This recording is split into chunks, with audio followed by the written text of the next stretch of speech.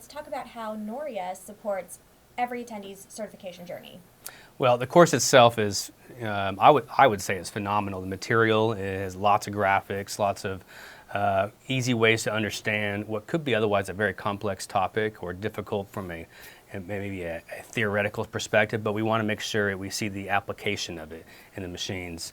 So our course material is excellent, and we make sure that we go through different topics in a way that can be related to the attendee. That said, we do make sure that we do everything we can to prepare the person for the certification. So not everyone passes. Most will for certainly do. But those who need maybe a second chance at passing the exam, we have what we call the Noria Guarantee. And what that means is that if that is the case, you need to go back and retake it again, we're going to stick with you. We're going to continue to provide you access to either our online training, work with you on calls with answering questions, give you other resources that are available. There's a lot that we have to offer. We don't want to overwhelm someone on the first week they're going through training, but we will make sure that we focus on their areas where they need to strengthen in order to get to that certification.